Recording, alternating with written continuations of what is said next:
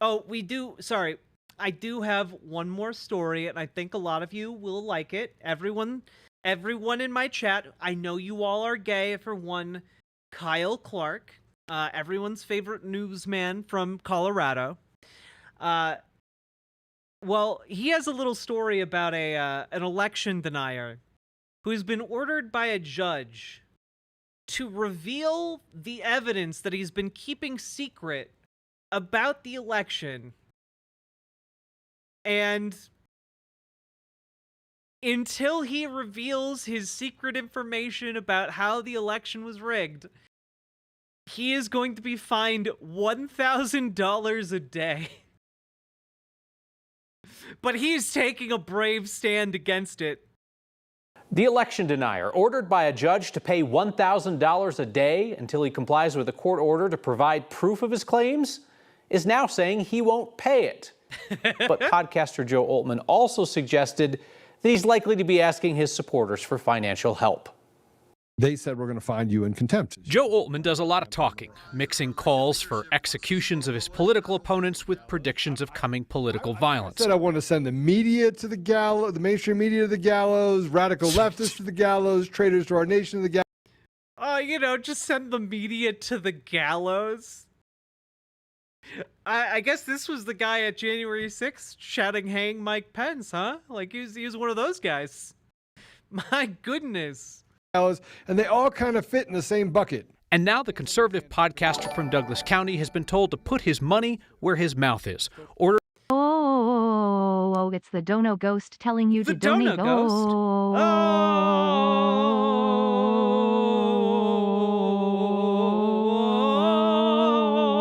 It's the Dono Ghost. Oh no, chat. If I don't have the funds to pay the Dono Ghost, it will eat me. And because I'm so woke, I'm going broke. Go woke, go broke, go woke, go broke, go woke, go broke, go woke, go broke, go woke, go broke. It's true. Go woke, go broke, go woke, go broke. I went woke, and now I broke. There's a ghost now? Yeah, it lives in that little closet behind me.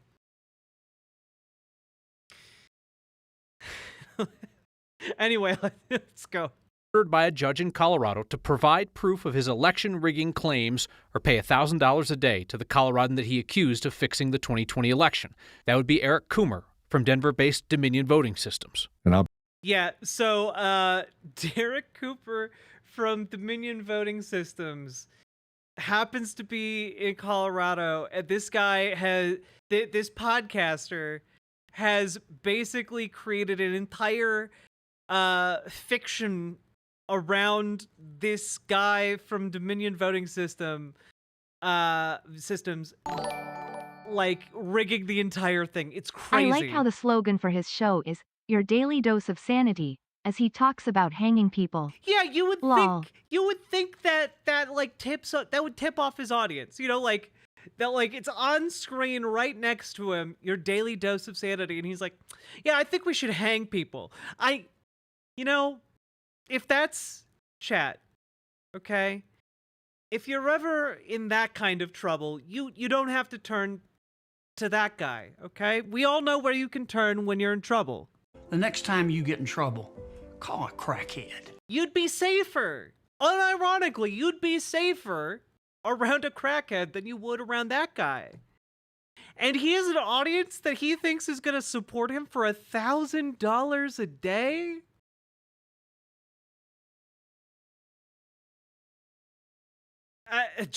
No, my goodness. No. Bless his heart. I wish him well. I wish him good luck. I'll be damned if I'm going to write a check to that piece of. This week on his podcast, Oltman suggested he would defy the court order, but also said this guy is going to prison. I'm sorry, he does not have enough money and is not a big enough deal for a judge to hesitate throwing him into prison for contempt, dude. He might hit his listeners up for money. Yeah, I'd probably put out something that asks for your support. Oltman, a longtime business owner in Dougco, has bragged about his supposed wealth, but now his tone has changed. We'll figure it out. Everything.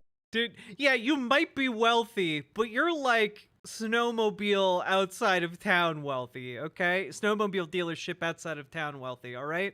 You are not $365,000 a year loss wealthy, okay?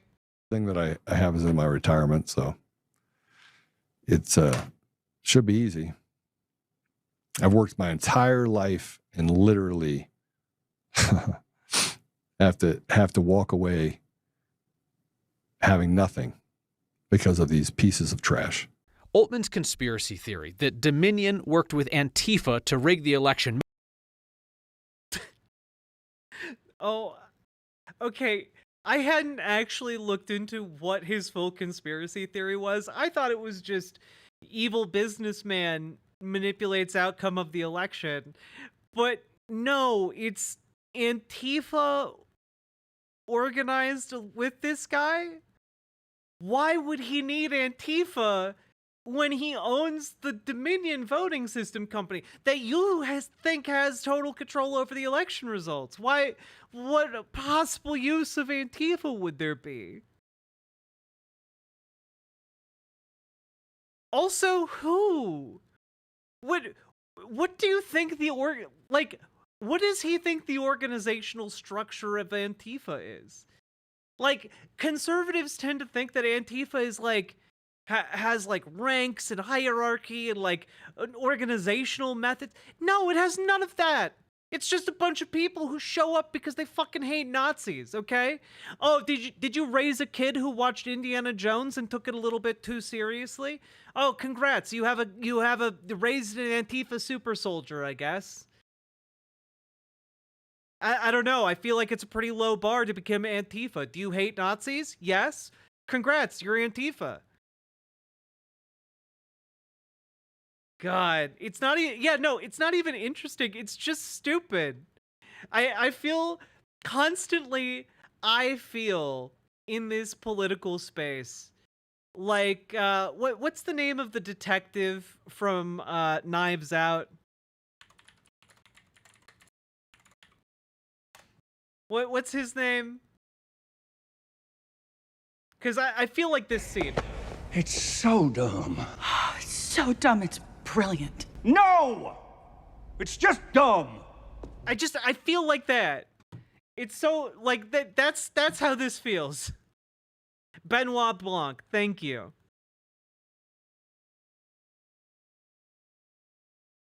Made it all the way up to Donald Trump, where it was repeated.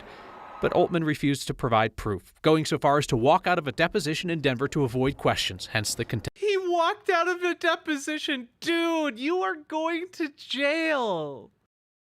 Contempt of court order, the daily fine, and this comment that he made. Also, Knives Out 3 allegedly has a budget of over $210 million, and I am so curious to know where all that money is going. About judges this week. But did you know that judges actually remove their names and information from anywhere That's probably to avoid, weird podcaster guys calling for their hanging, my guy. It's probably why. they can literally hide their addresses as if they don't exist?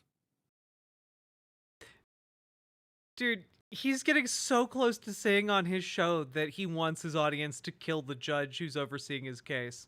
Scrubbed.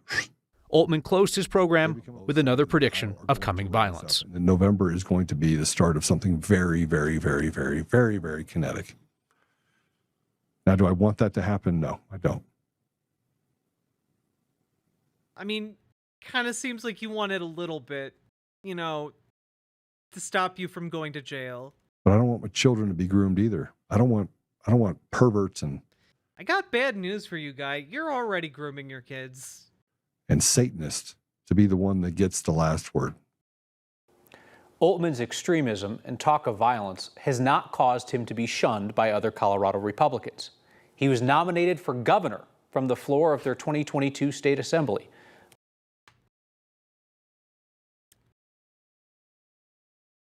What?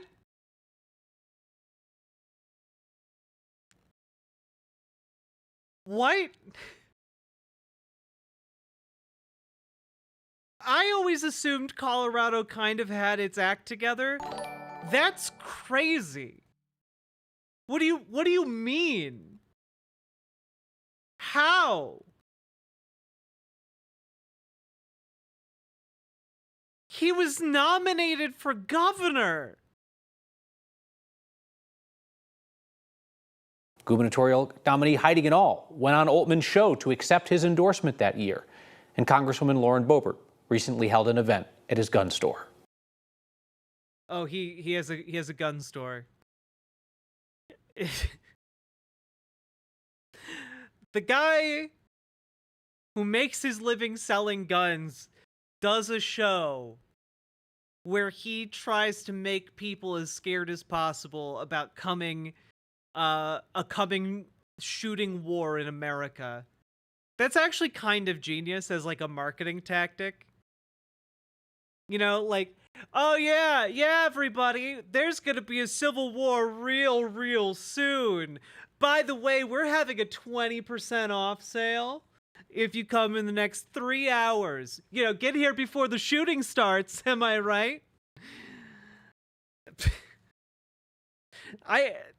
It's honestly shocking how naked the association between just like moneyed interest and these small business guys are. I'm in Colorado. They don't represent most of us. There's just a loud minority of Republican nutjobs here. The asshats that elected Boebert. Yeah, no, I think it's very similar to a lot of other places. I guess I just assumed there was less of that happening. I assumed there was less of it in Colorado just by reputation alone. But like, you know, Minnesota's fairly progressive, but as soon as you get outside of like, relatively metropolitan areas, it gets kooky out there. So I know how it goes. It's just I assumed Colorado was slightly better than this, but nope, not even close, baby. Anyway, yeah, I do like seeing bad things happen to bad people. It is nice.